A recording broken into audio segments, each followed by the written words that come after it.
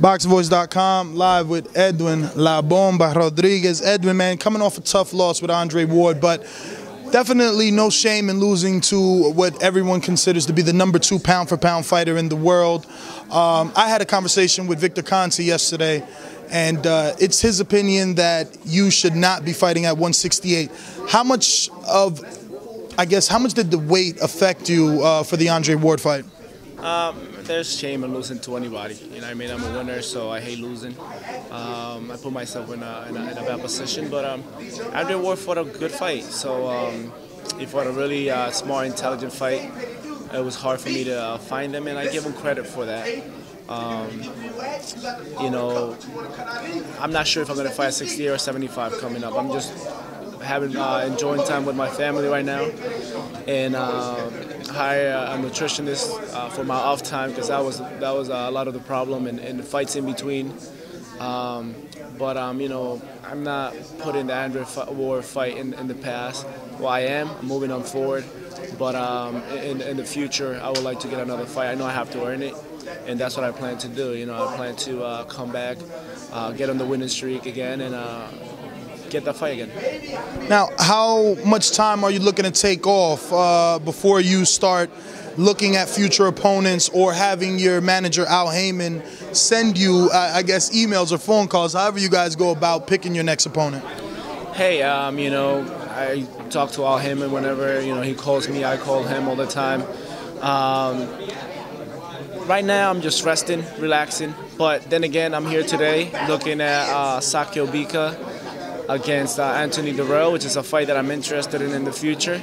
But right now, I'm not saying I'm going to fight, because I don't know if I'm going to fight at 60 or 75. Like I said, right now I just got to focus on, you know, continue to work with this nutritionist and get to a weight that I'm comfortable at, and then seeing what my next move is going to be.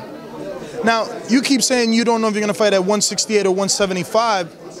Can you still make 168? I mean, again, like with my conversation with Victor Conte, he says that you struggled.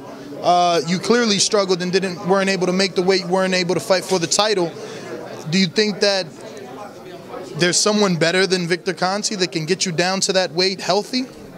Oh, definitely not. You know, Victor Conte is the best. Victor Conte is somebody that's part of my team. Is very knowledgeable, and you know, I listen to this guy. But my problem is off camp, you know, when I'm not in training camp getting ready for the fight. That's the issue. That's the problem when I'm going back home and I'm, you know, getting up too high. So you know, I'm a young fighter. You know, you live and learn, and this is one of the losing in this fight against this type of fighter.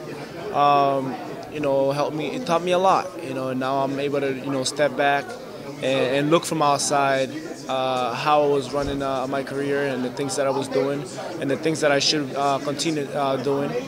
And you know, getting too big and getting too heavy off camps, it was something that was causing me to work too hard. I was overworking. I was overworking to myself to the point where I didn't have anything fight night. You know, and that's something that I got to fix before I make a decision if I'm going to fight 60 or 75, because regardless, if I fight at 75, I continue to make the same mistakes, I'm still going to have issues. There's still going to be a struggle to get down. So, like I said, I just got to do the right things, and I learned the hard way, but this is a humbling experience, and I'll come back stronger. Now, how many fights left do you have with Lou DiBella, or are you a free agent now? No, I'm still with Lou DiBella and Al Heyman, of course. Lou has been with me since the beginning of my career. He has done right by me. So I enjoy working with Lou and Al Heyman. All right, well, I'd like to thank you for the interview, and just take this time to give any social media where your fans can follow you and new fans can also follow you. Thank you, man. I appreciate it. Follow me at La Bomba Boxing. We'll be back strong. You know what? One quick question. Carl Froch, George Groves, did you watch that fight? Took place in your division, and it was an exciting one. Also had some controversy. Did you watch it? I did watch it. It was a really exciting fight. I thought that it was a premature stoppage. I do feel like Carl Froch was gonna still ended up getting the knockout later on in the fight, because I thought that Groves was gonna cause some issues early on in the fight, and he did. but I knew that Carl Froch was strong and he was going to be able to break him down with experience, and he was able to do that. But I do believe it was a premature stoppage, but he was also hurt. So, would you like to share the ring with either of those two guys? I think both of those guys are really good fighters, and it'll be. I'm down for it. All right. Well, thank you.